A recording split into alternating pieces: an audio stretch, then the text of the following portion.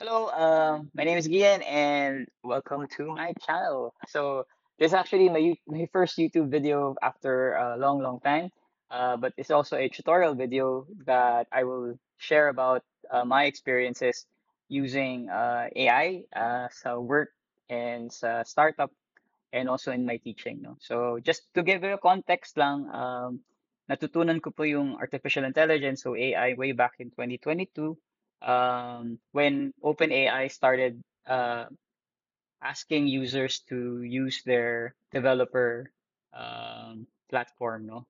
So doon ko na-experience gumamit ng artificial intelligence. I think that's still ChatGPT 3 pa, ano? Although may ChatGPT 2, pero ChatGPT 3 ako na-introduce, no? And then second is because natuturo kasi ako ng digitalization sa DTI, Department of Trade and Industry, through their KMME program or Kapatid Mentor Me program na tinutulungan ng gobyerno by getting mga experts on certain courses or specializations, in my case, digitalization, para matulungan yung ating mga kababayan who are running business in different provinces, no, na hindi naabot ng kunyari hindi sila makapunta sa Maynila para mag-aral ng particular course. So ginagawa is they deliver the expertise sa kanila through that program via webinars, no. So doon ko sila tinutulungan at doon ko rin na realize na malayo pa talaga tayo in terms of application ng digitalization, even more so ng AI in our respective businesses dito sa Pilipinas. No? So ginawa ko rin siyang parang way na para turuan yung mga tao how to deal with the uh, the growth of AI and the application of AI in our respective work or businesses, no? So in this particular case, kaya ako ginawa yung topic to, how to make AI work for you without losing your job, is stems from the conversations na madalas na nangyayari with them, no? So whenever I give webinars or whenever I give workshops or lectures on digitalization and AI, kadalasan ito yung naglalabas sa conversation. Mawawalan ba kami ng trabaho? Maapektuhan ba kami ng uh, artificial intelligence sa aming trabaho? Mapapalitan ba kami? Mga ganyan, no? So madaming mga tanong na ganyan. And understandable kasi nga bagong technology, hindi pa nakaka-adapt yung tao. Sa atin nga pa lang, sa mga probinsya pa nga, hindi pa nakaka-adapt yan in terms of digitizing some of their workflows. Paano pa kaya when you start having an AI being introduced to their businesses. So, yung employer, hindi pa rin gano'n ka naintindihan, mas lalo na yung mga empleyado, mas lalo hindi nila naintindihan. So, but right now, may progress naman po tayo, no? So, uunahin ko muna sa lahat, no? So, ano nga muna yung AI, no? So, AI is actually just i-review na natin, simulation lang siya ng paano mag-isip yung tao, no? So it uses a complex algorithm where madaming information o madaming data na nagtutugma-tugma, nag-aayos, nag-uusap-usap para lang maka-create ng certain type of intelligence, which is yung capability ng human beings natin, no, to create decisions, to make decisions, to be able to understand processes, paano magsimula from this to this to this to this, at para magawa natin yung isang bagay na gusto natin. Sa ganun lang naman yung AI, no? So it's a very complex algorithm. It's a branch of computer science. Malalim po talaga siya in terms of kung i-define natin at yung kanyang mga proseso. But simply put lang, para lang siyang uh, tinuruan lang natin yung computer para mag-isip. No? So kung meron tayong desktop or may laptop tayo, parang tinuruan lang natin sila na mag-isip na parang tao. Para lang gawin yung mga bagay-bagay na mas mabilis, no? Or yung mga bagay-bagay na maayos natin. So yun lang naman ang purpose ng AI. So para lang siyang assistant or robot assistant, no? So imagine mo lang parang ganun yung artificial intelligence. It's meron kang assistant na tumutulong sa na matalino na tinutulungan ka sa mga bagay na kailangan mong ng tulong, no? So madaming applications yan. So hindi ko na i-explain. Mamaya explain ko na lang sa ating topics for today, no. So sa susunod at yung outline na gagawin natin, no. So outline natin is addressing muna natin yung takot about AI, ano ba yung misconceptions about AI, ano ba yung role ng AI sa ating buhay, no. Paano ba maging, developing skills na magko-complement sa AI, especially kung empleyado tayo. So this whole tutorial is really meant for people who are employed, no? At na baka nag-a-apply or nag-iisip na yung ating mga boss na mag-integrate na ng AI sa ating trabaho at kinakabahan tayo baka mawalan tayong palitan, no? So ganun yung ano natin, ganun ang context natin, no? Tapos paano ba mag-start ang AI at saka ano pa yung kailangan nating gawin para ma-overcome yung challenges kung wala pa tayong alam, no? And then paano ba rin siya i-embrace, no? Para ma-develop yung ating career sa ating trabaho, no? So yun ang context ng ating tutorial today, no? So YouTube video today, no? So unahin natin, no? So addressing the fear, no? So there are 3 points na gusto kong i is expound sa inyo, no? So yung idea na mawawalan ng matatanggal ka sa trabaho, no? So madaming takot kasi na mapalitan ng humans or mamalitan tayo ng AI entirely, no? So ang reason nito is more of hindi lang natin kasi alam ano yung limitations ng unang-una ang capability ng AI at yung limitations ng AI, no. So ang akala ng karamihan is 'pag nag-implement yan lahat gagawin, no. So from beginning to end gagawin lahat ng AI, no. So although yung mga nag-create or nagde-develop ng artificial intelligence, mga kumpanya na malaking kumpanya na like OpenAI, Anthropic, Microsoft, ang goal naman talaga nila is to be able to help nga facilitate yung beginning and end, no? Pero wala pa tayo dun sa scenario na yun, no? The second fear ng kadalasan ng mga tao when it comes to AI is yung skill obsolescence. So, ano ibig sabihin nito? Hindi ako na na nabulol sa salita na yan, no? It's basically yung current skills natin na baka, baka maging irrelevant kasi nga dinevelop natin siya, nag-aral tayo sa magandang kolehiyo, sa magandang universidad, tapos yung pinag-aralan natin parang mawawala na lang, no? So hindi na naman mabibigyan ng importansya, no? So parang, kasi may papalit na sa akin dahil mas magaling pa siya. May kausap na ako, he's a PhD writer, he's a PhD graduate, kaka-graduate lang niya, and ang specialization niya is communications and writing, no? And then, one of his fears is basically, naku, baka mapalitan na siya, mas magaling pa yata magsulat sa akin yung AI, no? So, parang nawalan ng silbi yung pagkukuha ko ng PhD, no? So, yun ang second reason kung bakit takot yung tao, no?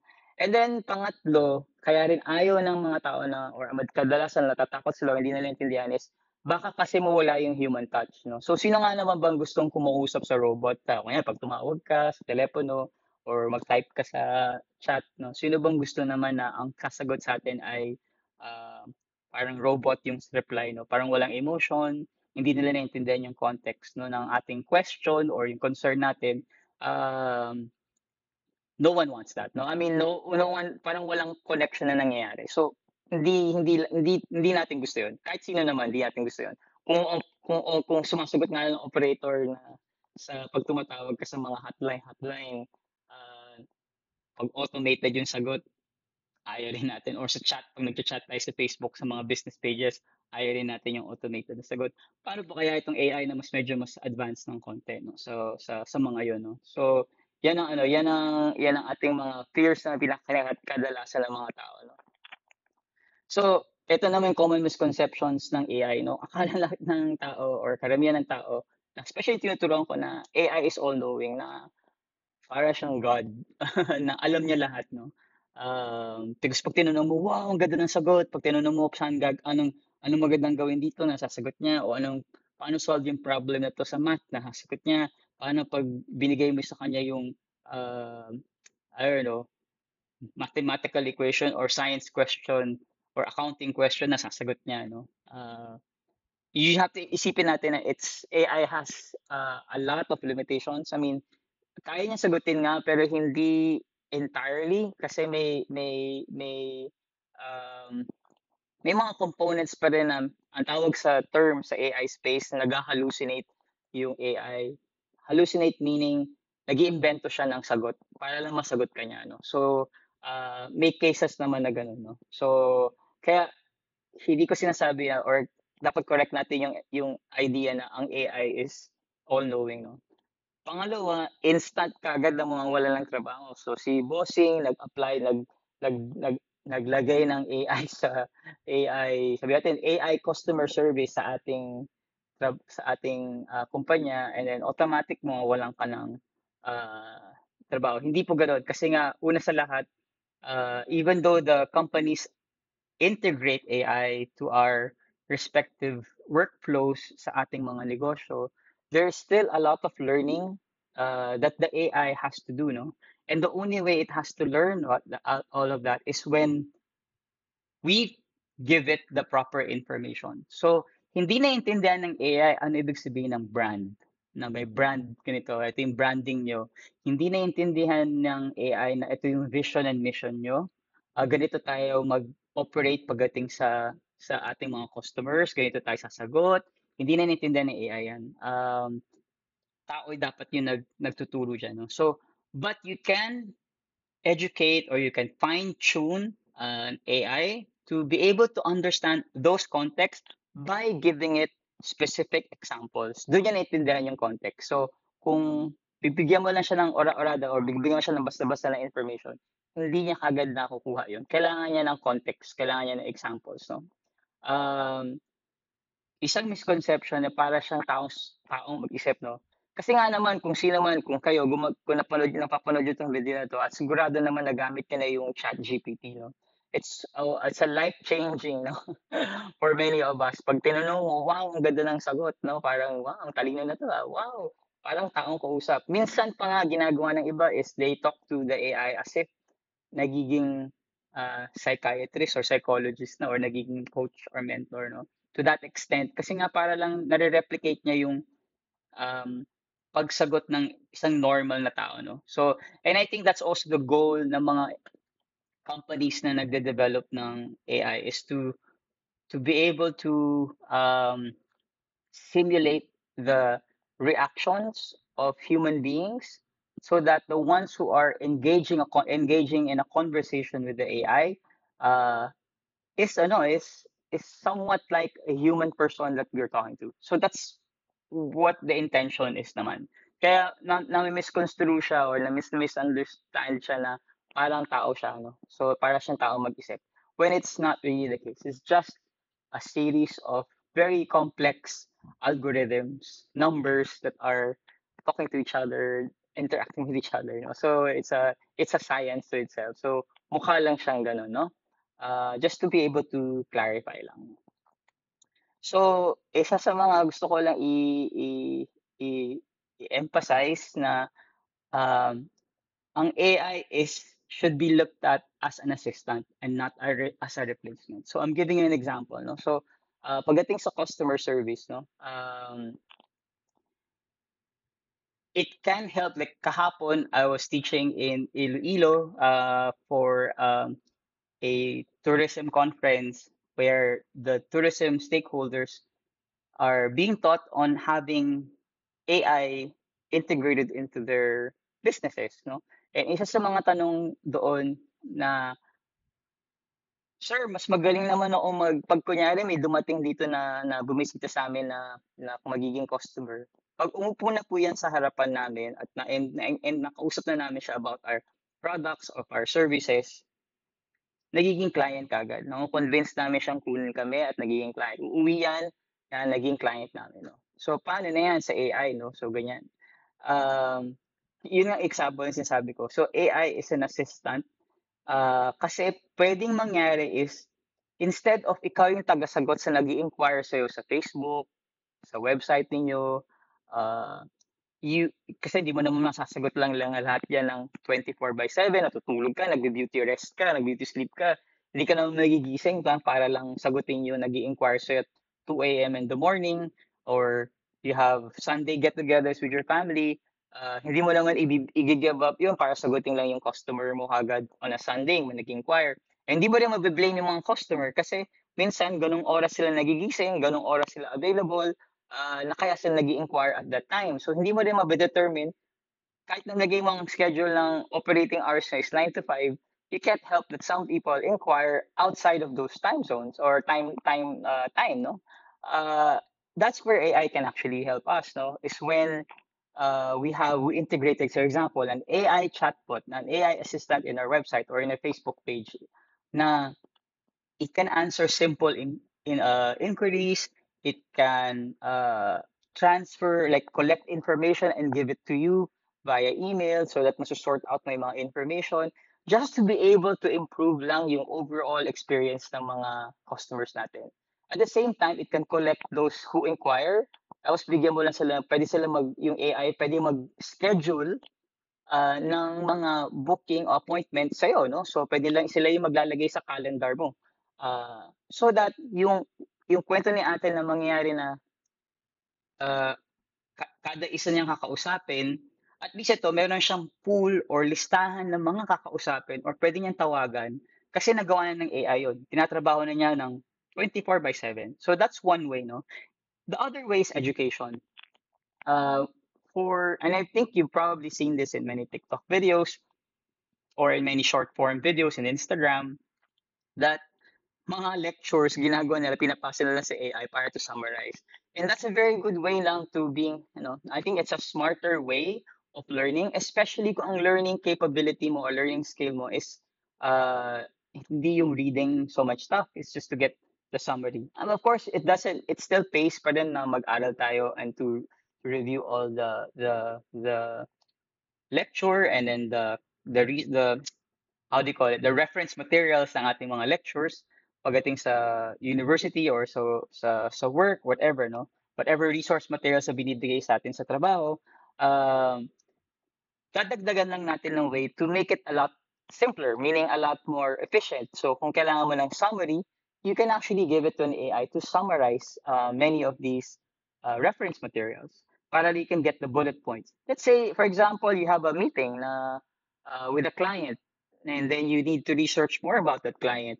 Instead of having to go through the website and lahat ng pages ng website, pag-aaralan mo.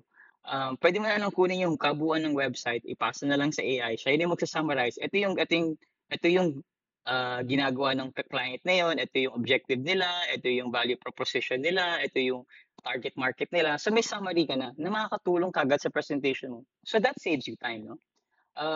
The other component na ng AI na makakatulong is really, which I really think it's very important, is data analytics. Kung nangangailangan tayo ng kung kailangan ng boss natin or kailangan natin mag-decide kagad on a certain thing, and that project requires data analysis. That's where also AI is really good at, because you can throw in all the data information to it, and it can, based on what you need and what you require, it can summarize that. For example lang, give a very good simple example. Let's say may survey ka na ginawa, and it's mga 100 respondents yung survey na yun. Instead of having to go through each of their answers of the survey, usually nalalagay naman sa Google Sheets, na kaya natin gumawa ng graphs, no? An AI can actually help you streamline all of that easily. Kaya niyang sabihin sa'yo ilan yung percentage kagad ng sumagot na ito yung demographic, ito yung concern nila, kaya nila i-lump nila kagad yung mga concerns. I'll give you an example. Yung ginawa ko na webinar, mag-organize ako ng webinar for November 14. And one of the questions I asked for those who are going to participate is, anong gusto niyo matuto? O anong gusto niyo ano ba expectations nyo pagdating sa webinar natin sa AI? And then sobrang dami ng sumagot, umabot na ng mga 250 to 300, I think, yung sagot.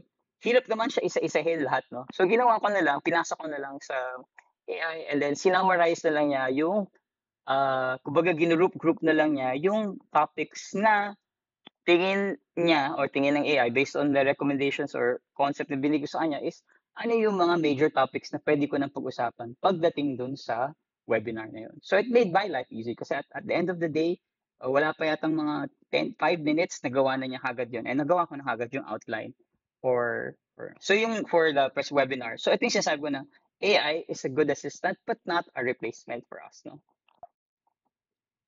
So, yung next, no? So, saan ba nakakatulong yung AI, no? So, ito yung gusto kong i-emphasize sa'yo na may mga bagay-bagay siya na makakatulong sa atin sa trabaho. Kung iisipin mo at gaano siya kagaling, may mga bagay-bagay talaga na pwedeng makatulong sa atin. One is yung paulit-ulit natin ginagawa or yung mga tasks na ginagawa natin.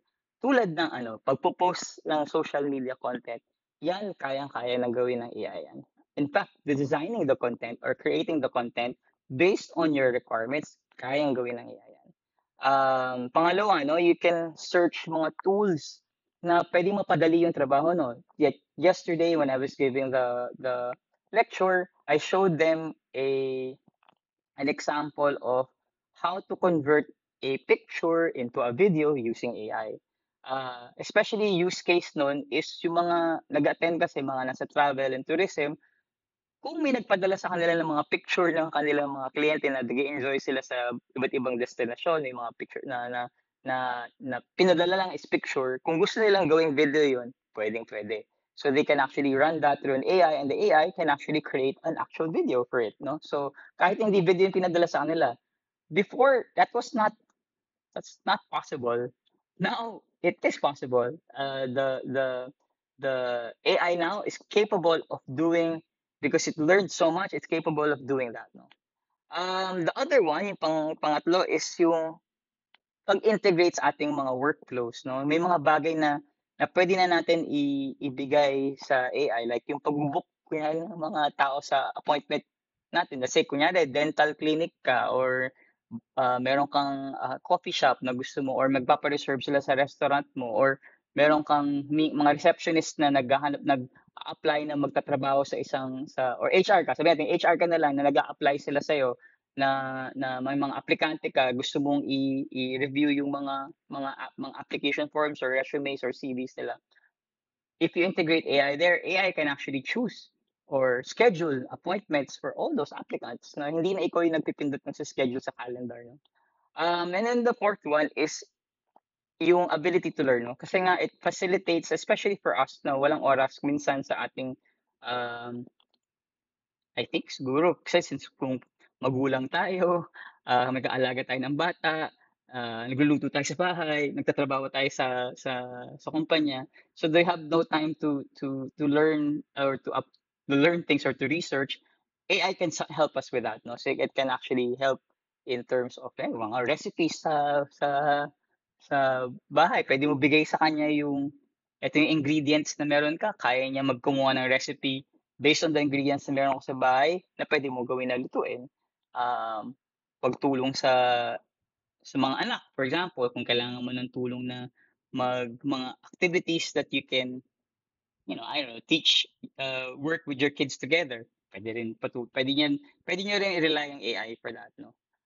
So much more, no? So much more, no? For us. So, here are some of the examples, no? Naisip ko lang na off top of head na ano yung mga pwedeng integration ng AI sa work, no? So, kunyari, industriya natin is marketing. Yan, ang AI application, predictive analytics, no? Pwede mo i-predict ngayon kasi I think it just really works for advertising companies, no? So, you want to predict how, because past purchases ng mga demographics nyo, you can feed all of that data into an artificial intelligence that you create, and it actually creates an impossible scenario na mangyayari given all of these data points. Ang role naman ng tao is, okay, ito na yung resulta. Paano natin na-apply ito sa ating negosyo? Paano papalaguin ang ating negosyo or patutulungan nating negosyo by coming up with, I don't know, like a roadmap of plans, of activities, or I don't know, of marketing campaigns, no?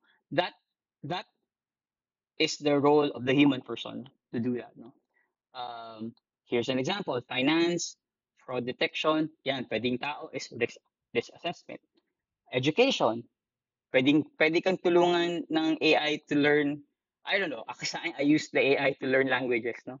Um, Pwede niya i-customize yung learning mo based on your preference. Kunyari, magta-travel ka to Korea, gusto mo matuto ng mga words na pag-order, it can craft an entire learning process for you, no? But kung gusto mo pa ng mas malalim, then you have, a person can actually mentor you now, no? It goes, and I think the education can go well with people who are in the human resource department, no? You can go through the mentoring, but you can also look at the data of your employees, analyze the data, and yung mga, I don't know, mga reports nila where you can actually help. And that can be, the summary of that is what you can use to mentor your employees, no? So that's one way of integrating AI with our workflow, no?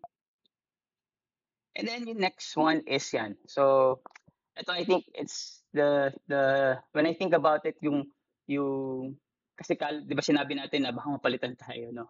Um, I kaya nga I think the question here is more of paano ba mga-complement ng AI yung skills natin, no? So there are four things that I think that can help, no? One is critical thinking, no?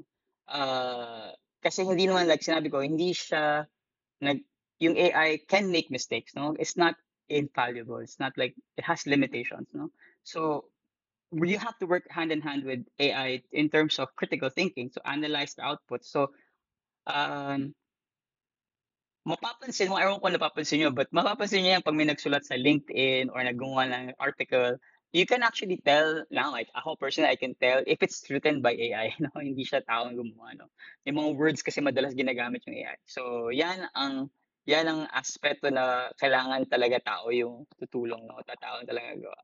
The second is emotional intelligence. Walang emotions sa AI, no? So when we deal with our employees or coworkers or colleagues at work, um, I don't think that's where AI can compete because it doesn't have any emotions. It looks at things as numbers, as figures, as data, no?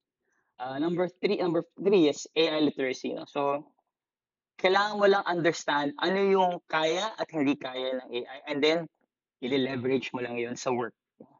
And then adaptability, no? To be able to I saw this video, to be sorry, I saw this video before of Photoshop being introduced in 1988. And then when it was introduced in live TV, may host doon. And then yung guy na gumagamit, ang kasi nag-i-issue doon is napalitan yung mukha ng sa mga magazine, napapalitan ng mga mukha yung mga tao, no, pwedeng ito yung katawan pero iba yung mukha, no? So yun ang diba capability ng Photoshop. Nung time na yun, very reluctant yung mga photographers kasi nga bakit mo gagawin yun kasi it's a piece of work, it's a piece of art na you mga ganyan ang ano nila na pang picture na yan, pag kinuhaan ko yan, ganyan siya, no? Hindi na pwede palitan yan. But yung mga designers and graphic designers, tuwang-tuwa sila kasi nga, oh wow, pwede ko nang gawin to, pwede kong pagsama yung dalawang image, pwede ako magawa ng panibagong image by combining this thing and this thing, that thing. So tuwang-tuwa sila, no? So, ngayon, that was 1988. Imagine mo ngayon, normal na sa ating gumamit ng Photoshop. May Canva na nga eh.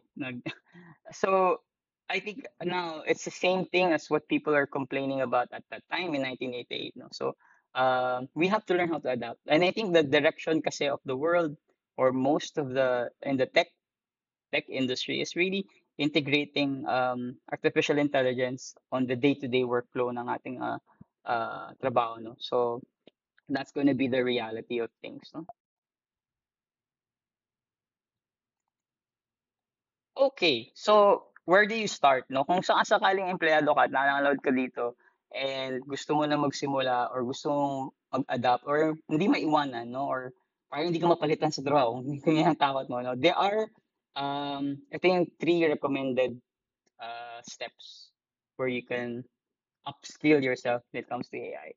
I would not recommend ChatGPT or all specifically yung ChatGPT or Claude or Gemini or kasi nga meron kayong access naman sa sa Meta dun sa Instagram or Facebook ng Meta AI, no? So kaya hindi ko siya ano. Ang recommend ko sa inyo is a all-in-one platform.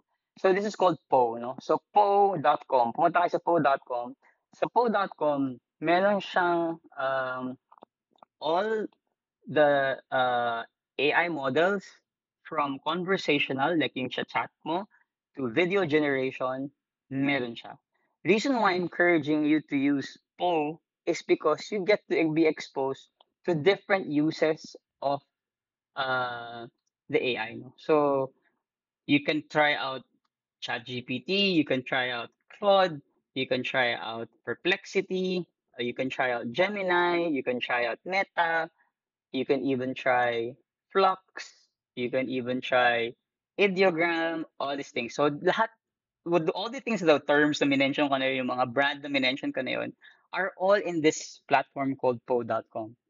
Each of those minention ko na mga brands have strengths and weaknesses, or uh, limitations rin, no? So, kaya maganda mo ma-expose ka sa kanila kasi para maintindihan mo kung ano yung meron tayo ngayon at this time, no? So, and it's very updated na website, meaning every time naglalabas ng new model or an LLM model, Poe has that, no? So it will update that. So I encourage you to check it out and explore it. It's free. Wala kang babayaran dyan, no? Yun ang kagandahan sa kanya. The second one is yung understanding the instructions what to give AI. So, madalas kasi, and then in my encounters with in the webinars or in lectures is they just normally ask as if may kausap sila na tao yung AI, no? Which is fine naman, no? It will give you a result and it will give you an answer.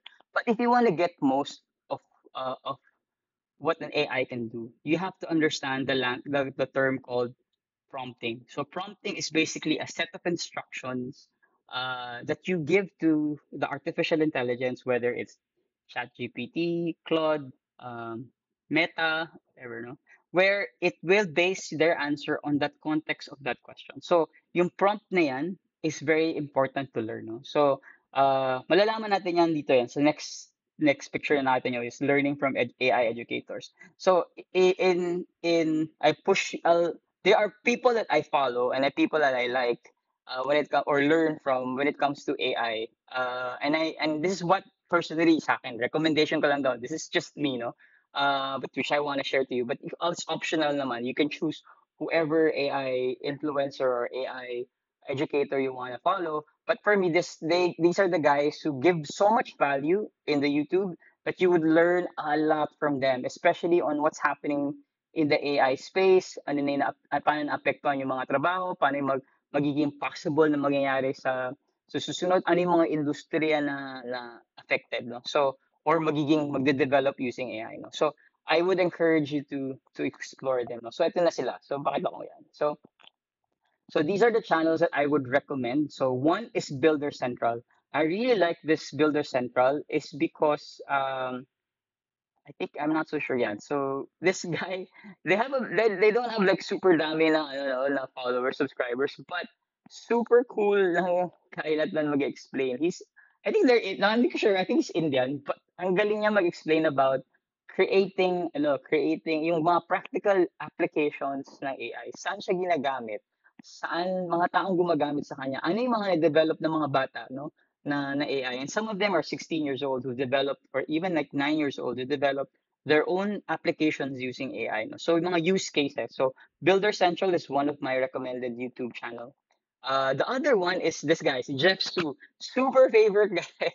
Kasi matatawa ka lang sa kanya. Every time papanood mo siya, nakakatawa siya. He specializes on I think more of the Google platform. No? So Gemini yung kinagamit niya ng AI.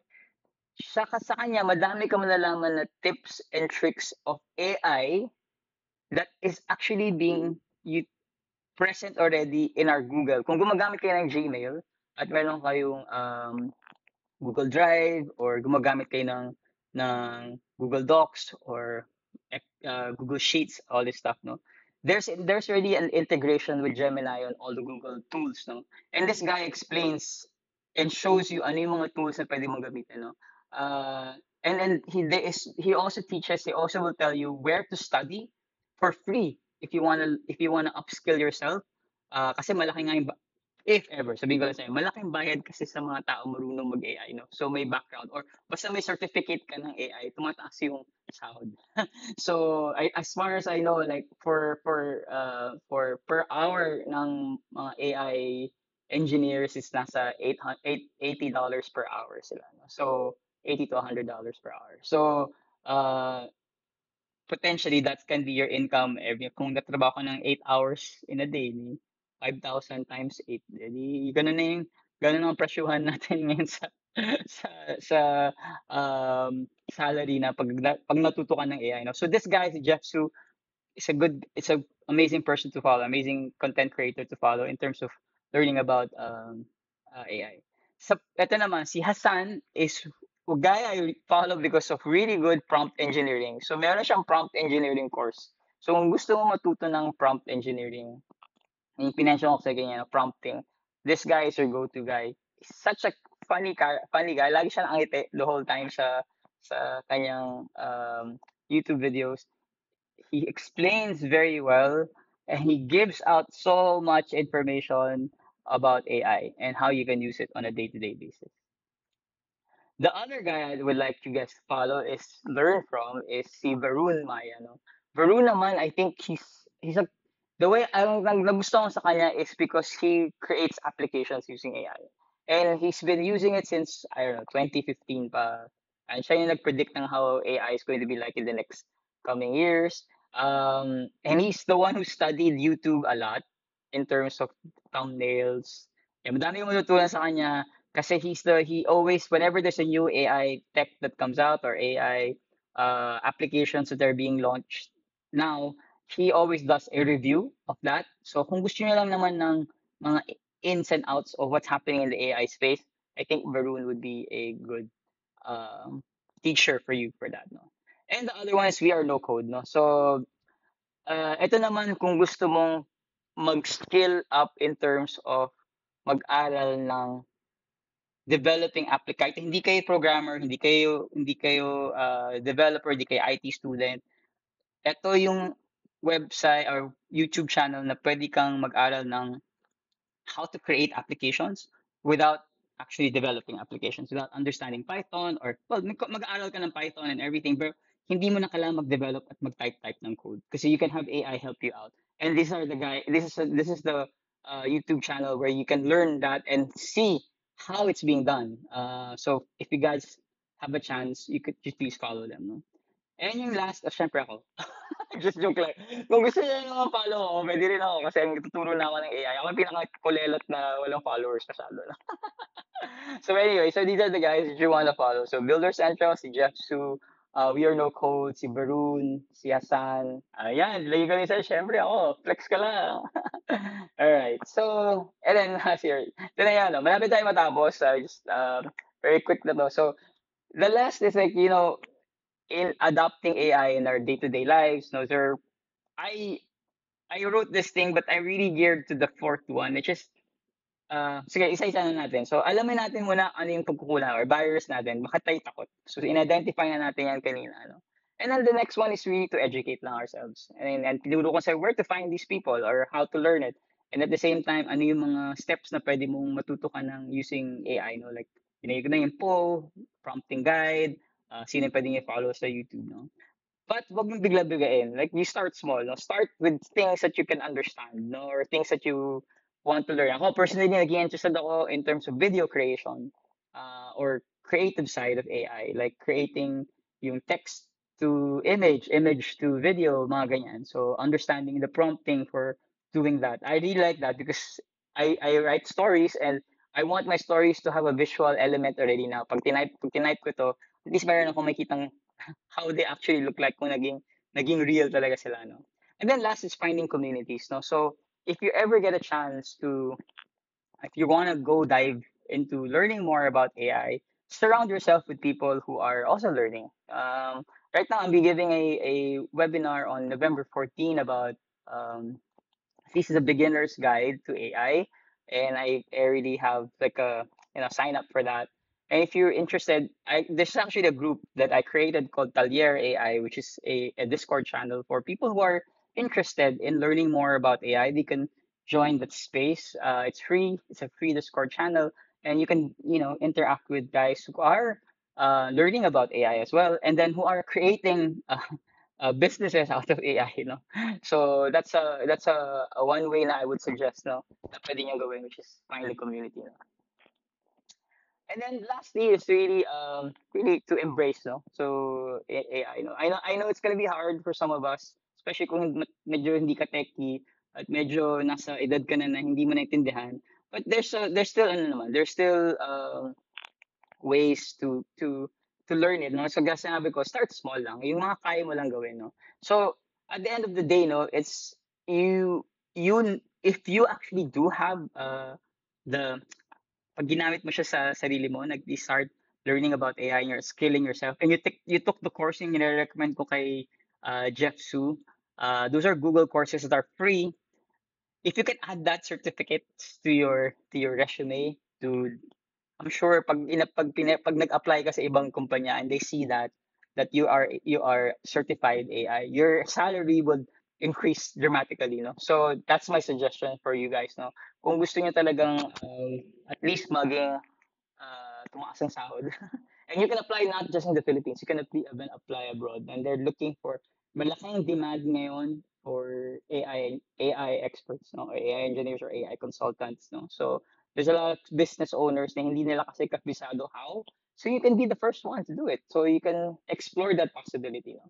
Kasi ang point ko lang is, okay, matakot with the AI, no? So, may possibility na may some of us may not lose, especially kung talaga yung job natin is wala na talagang ano, walang way to be able to skill up kasi yun lang work na talagang ganun lang talaga siya, may possibility na mawalan ng trabaho, no? But kaya ang sinasabi ko ngayon, bago pa mangyari yun, you skill up na, mag-level up ka na, and then apply ka for other works. And lagay mo yung sa resume mo about AI.